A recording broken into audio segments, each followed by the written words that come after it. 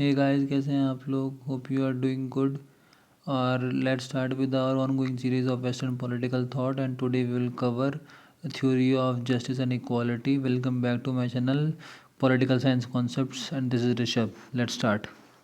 Theory of justice discuss करेंगे हम Aristotle की। वो बोलते हैं कि it is an overarching virtue. Overarching virtue को क्या मतलब है कि जब हम जस्टिस करते हैं किसी भी इंसान के लिए, वो मल्टीफेसेटेड होता है। It is not driven through for an individual. वो मल्टीफेसेटेड का मतलब होता है कि वो आपके लिए अलग है, सोसाइटी के लिए अलग है, ठीक है, और बाकी लोगों के लिए अलग है। तो इट इज़ मल्टी डायमेंशनल, ठीक है, वो एक स्पेसिफिक के लिए ही डिराइव नहीं है। तो इस वजह से जस्टिस जो है वो बहुत इंपॉर्टेंट है और it is an over arching. उसके मल्टीपल कॉन्सिक्वेंसेस भी हैं। आप स्टेट की बेहतरी के लिए अगर इंडिविजुअल, अगर जैसे कि जस्टिस, अगर एग्जांपल लिया जाए कि किसी के साथ अगर इनजस्टिस होता है तो दैट हम कह सकते हैं उसके साथ बुरा हुआ तो एक हेट्रेड की फीलिंग आएगी। हेट्रेड की फीलिंग आएगी, सोसाइटी डिग्रेड होगी, स्टेट कोलैप्स करेगा, रिवोल्ट होगा, ठीक है। तो ये देखा हमने किस तरीके से मल्टीफेसेटेड में अलग अलग कॉन्सेप्ट्स इसमें आते हैं, अलग अलग तरीके पे, अलग अलग हम देखते हैं कि स्टेट कोलैप्स होता है अल्टीमेटली। तो उस तरीके से कि जस्टिस एक इंडिविजुअल के ऊपर ना लगते हुए बहुत जगहों में लगता है, और उस तरीके से हम देखते हैं कि it is an overarching virtue. अगर वहीं ये चीज़ ठीक होती है तो इंडिविजुअल हैप्पी होता है, सोसाइटी हैप्पी होती है, स्टेट का वेलफेयर इस्टेब्लिश होता है, स्टेट का वेलफेयर इस्टेब्लिश होता है। तो ये जस्टिस डिफाइंड है पूरी तरीके से। तो ये है, it upholds the meritocratic society uphold करता है ये। वो ये कहता है कि कई लोग ऐसे हैं स्टेट में जो कि better calibre, better talent, better skills जिनके पास हैं। जैसे कि हम बात करते हैं ग्रीक मेल के पास ही बेटर कैलिबर है, बेटर टैलेंट है, बेटर स्किल्स हैं, जिसके बिना पे वो अपना लीजर टाइम लेके स्टेट की एक्टिविटीज़ में पार्टिसिपेट करता है। बाकी लोग जिनके पास जो उनकी स्लेव्स हैं, उनका टाइम बचाते हैं, जिसकी वजह से जो ग्रीक मेल है वो अपना काम ढंग से कर पाता है और अपनी स्टेट के जो दायित्व हैं उसके लिए वो उसको ठीक तरीके से निभा पाता है। ठीक है, आगे बढ़ते हैं। इसमें human society is in hierarchical order. बिल्कुल है, हायरार्किकल ऑर्डर में किस तरीके से है कि ग्रीक मेल है वो एक ऊपर पद पे बैठा हुआ है, क्योंकि वो ही एक इंडिविजुअल है as per the Aristotle theory की, जिसके पास सिटीजनशिप है। बाकी लोग जो हैं स्लेव्स हैं, वीमेंस हैं, ओल्ड एज पीपल हैं, और आपके चिल्ड्रंस हैं, उनके पास बिल्कुल किसी के पास सिटीजनशिप नहीं है। क्यों? क्योंकि उनके पास रीज़न नहीं है। और रीज़न किस तरीके से डिफाइन करता है? विमेंस टोटली इलॉजिकल हैं, they are more driven to emotions. इस वजह से एरिस्टोटल मना कर देता है। फिर जो चिल्ड्रंस हैं वो बिल्कुल एकदम बहुत छोटे हैं, उनके अंदर रीज़न की कमी है। ओल्ड एज पीपल ज़्यादा बूढ़े हो चुके हैं तो वो अपना दिमाग नहीं लगा सकते। और स्लेव्स हैं वो बिल्कुल उनके अंदर रीज़न डोमिनेट नहीं करता, वो थोड़े से कम पढ़े लिखे हैं। और as per according to Aristotle वो ये कहते हैं कि अपना भला वो खुद नहीं सोच सकते। तो this is all about hierarchical order in Greek as per Aristotle. Advocate the proportional equality. As per proportional equality की हम बात करते हैं तो इसका हम आगे डिफाइन करेंगे, क्योंकि ये कॉन्सेप्ट रिलेट करता है इक्वालिटी से। Justice is in virtue in action and do good and speak truth. Definitely सी बात है कि जो लोग जितना अच्छा काम करेंगे, तो जिस तरीके से मैंने आपको तो बताया, तो सोसाइटी अपने आप ही उस तरीके से बढ़ती चली जाएगी। अगर हम खुद गलत करेंगे किसी साथ तो वो भी सोसाइटी का डिग्रेडेशन होता है और अल्टीमेटली स्टेट का हार्म होता है। तो जो justice delayed is justice denied वाला कॉन्सेप्ट है, तो वो उसी तरीके से काम करता है। और उसमें आगे जाके एक अल्टीमेटली जो इंडिविजुअल है वो कोलैप्स करता है, वो डिग्रेड होता है। उसका जो रीज़न है या फिर उसका जो कर्तव्य है, अगर वो उनको फुलफ़िल नहीं करता है तो डेफिनेटली सी बात है एक अल्टीमेटली वो आगे बढ़ता चला जाता है और अल्टीमेटली स्टेट कोलैप्स कर जाता है। तो उसी तरीके से कि state is justice in virtue is in action. तो अगर हर काम बंदा अपने ईमानदारी से अपने फुल कर्तव्यों को पूरी अच्छी तरीके से निभाएगा, सच बोलेगा, दूसरों की हेल्प करेगा, या और जो अपनी जो खुद का जो उसको काम मिला हुआ है वो अपनी अच्छी तरीके से करेगा, स्टेट में क्राइम कम होगा, क्योंकि उसी से बिल्कुल क्राइम कम होगा। वही अब जब आप कुछ गलत काम कर ही नहीं रहे हो तो अल्टीमेटली सोसाइटी की तो वेलफेयर हो रही है ना, उसमें तो उसमें कुछ गलत हो ही नहीं रहा, क्योंकि आप खुद अपना काम अच्छी तरीके से कर पा रहे हो। तो जैसे सोसाइटी अच्छी होगी, सोसाइटी अच्छी होगी, स्टेट बढ़िया होगा। तो उस तरीके से justice in virtue in action, ठीक है। तो इंडिविजुअल के ऊपर ये बेसिक कॉन्सेप्ट लगता है। और वो आगे बात और कहते हैं कि equal should read equally, unequal भी ट्रीट एज अनइक्वली। ये कॉन्सेप्ट जो है बिल्कुल सेम टू सेम वो आगे लगाते हैं। जस्टिस जब हम 2 पार्ट में डिवाइड करेंगे। let's start let's come on to say next page। Equality of opportunity की बात करते हैं। इक्वालिटी ऑफ अपॉर्चुनिटी की बात ऐसा करते हैं कि जो एरिस्टोटल है वो हम देखते हैं कि वो एडवोकेट करते हैं प्रोपोर्शनल इक्वालिटी को, और वो इक्वालिटी ऑफ अपॉर्चुनिटी से रिलेटेड है। वो ये कहते हैं कि जो एंड रिज़ल्ट है वो आपके ऊपर डिपेंड करता है, आप कैसे परफॉर्म करते हो। जैसे कि हमने यहाँ पे भी देखा था कि अगर आप इस कॉन्सेप्ट को तोड़ते हो, virtue in justice is virtue in action, अगर आप इस चीज़ को तोड़ते हो तो वो रिज़ल्ट ख़राब होगा, सोसाइटी में केओस की सिचुएशन हो जाएगी।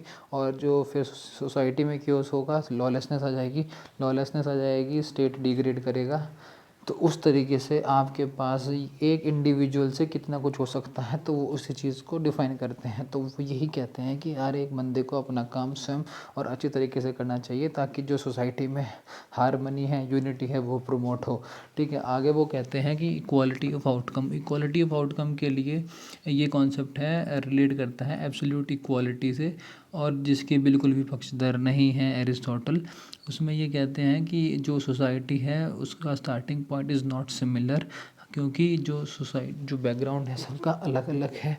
और जैसे कि हमने हिस्ट्री में भी देखा हुआ है, because of past discrimination as on the basis of the caste, on the basis of creed, on the basis of color, on the basis of many things। तो वो कुछ पास्ट की जो डिस्क्रिमिनेशंस हैं वो आज भी हम लोगों को तंग कर रहे हैं, और वो डिस्क्रिमिनेशन हैं वो इस वजह से कुछ लोग पीछे हो गए हैं, कुछ लोग आगे हो गए हैं। तो उसके बेसिस पे हम लोग इक्वालिटी ऑफ आउटकम नहीं लेके आ सकते हैं। तो जिसकी वजह से जो सर्टेन पीपल्स हैं उनके पास कुछ रिक्वायर्ड स्किल्स हो गई हैं, और वो ही इक्वालिटी ऑफ अपॉर्चुनिटी का अपॉर्चुनिटी का पूरा फ़ायदा उठा के विद सर्टेन प्रिविलेजेस वो अपनी लाइफ को बेटर कर सकते हैं। एग्ज़ाम्पल हमने अगर इस चीज़ का देखें तो जो पास्ट के डिस्क्रिमिनेशंस हैं वो इनके ऊपर बहुत ज़्यादा हुए हैं, SC STs एंड ट्राइबल्स, जिसमें आप हिस्ट्री के एग्जांपल्स भी ले सकते हैं, ठीक है। Let's come to the next page. Theory of justice में वही कहते हैं कि हाँ, वो जैसे मैंने बताया कि अगर इंडिविजुअल अपना काम अच्छी तरीके से करेगा तो that would lead to state in perfect form. जैसे मैंने आपको बताया था कि स्टेट का वेलफेयर होगा, इंडिविजुअल सही काम करेगा, सोसाइटी में यूनिटी और हार्मनी प्रमोट होगी, और that would lead to state in their purest form. State का वेलफेयर होगा, उससे इंश्योर होगा बेसिकली।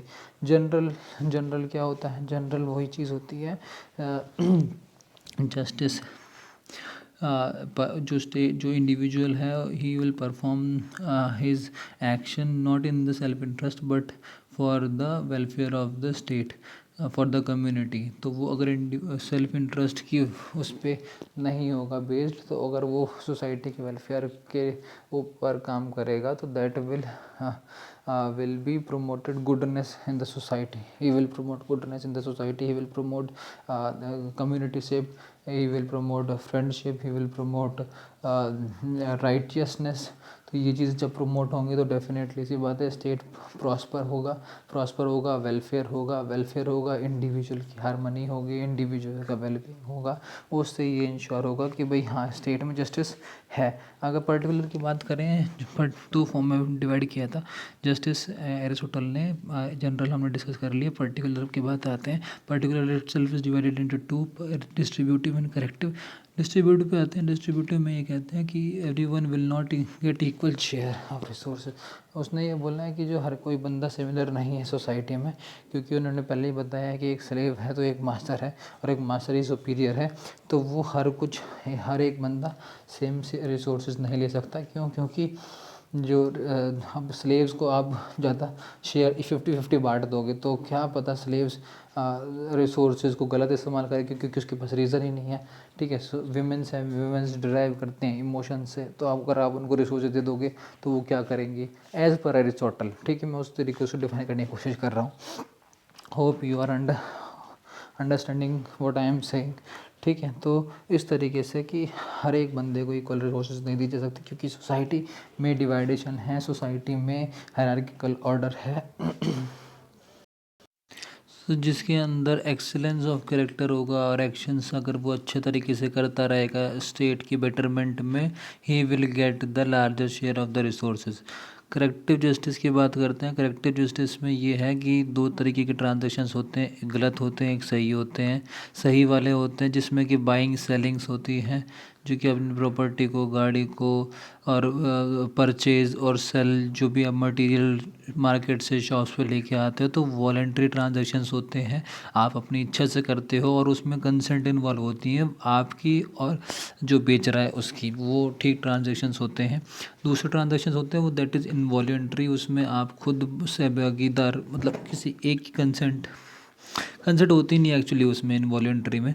तो वो कौन से ट्रांजैक्शंस होते हैं कि वो सेल्फ गेन को के लिए किए जाते हैं, दूसरे पर्सन का लॉस होने के लिए, करने के लिए, और through unfair means, that is involuntary transactions. जैसे कि enticement of slaves, murder, assault, steal, adultery, ये ट्रांजैक्शन ऐसे हैं जो इनवॉलेंट्री हैं एंड बैड इंटेंशन इसमें छुपी हुई है। और इन चीज़ों को डील करने के लिए हमने रिएक्टिफिकेटरी जो करेक्टिव जो जस्टिस है उसको हम लेके आए हैं, और इसको हम रिएक्टिफिकेटरी जस्टिस भी बोलते हैं, जिसमें कि जो दोनों पार्टीज़ हैं उनको इक्वली असेस किया जाता है, और जो भी डैमेज किया गया है कॉज बाय ईदर पार्टी, उसको फिर सजा दी जाती है। हम अब डिस्कस कर लेते हैं कि how Plato's justice is different from Aristotle justice. Plato का जो जस्टिस था वो बेसिकली ड्यूटी ड्रिवन था, जिसमें कि सोल्जर्स अपना काम करते हैं, फार्मर्स अपना काम करते हैं और पीके अपना काम कर रहा है। अगर कोई भी जो क्लास है उससे अलग हट के काम करता है तो वो गलत हो जाता है। तो उस बिना पे हम कहते हैं कि जो प्लेटो का जो जस्टिस है वो ड्यूटी ड्रिवन है, और इट इज़ स्पिरिचुअल के बिना पे कि वो स्पिरिचुअल इस वजह से है कि जब पीके को जो आइडिया आया है, जिस वजह से उसके अंदर रीज़न है, एक परफेक्ट स्टेट का जो आइडिया है, जिस बंदे के अंदर वो रीज़न है, जिस बंदे के पास वो आइडिया है नॉलेज का, ट्रूथ का, और वो किस बंदे के अंदर होगा, वो होगा ऐसे बंदे के अंदर जिसके अंदर रीज़न होगा, और वो रीज़न डोमिनेट करेगा पीके, और he will function as per the state, और वो पॉलिसीज़ फ्रेम करेगा। तो एरिस्टोटल के जस्टिस में है लीगल पॉइंट ऑफ व्यू, जैसे हमने करेक्टिव जस्टिस की फॉर्म में देखा, और प्रैक्टिकल ऑन राइट बेस्ड जैसे कि हमने देखा कि वो एक मेरिटोक्रेटिक सोसाइटी चाहते हैं, राइटियसनेस वो चाहते हैं सोसाइटी में, सो दैट इंडिविजुअल अपना काम अच्छे तरीके से करे, और एक प्रैक्टिकल बेस्ड है, कुछ गलत नहीं है इसमें, कोई एक आइडियलिस्टिक की कोई फॉर्म नहीं है इसमें, कुछ ऐसा वैसा नहीं है, सीधा बिल्कुल सही होना चाहिए। आज भी अगर इस चीज़ को फॉलो करें तो बेसिकली यूनिवर्सल ह्यूमन राइट्स, और क्या कहते हैं, यही एक बेसिस भी है। तो hope you are liking my videos and you are revising all the previous lectures. If you have any doubt, please do comment below, and thank you very much. Have an awesome day.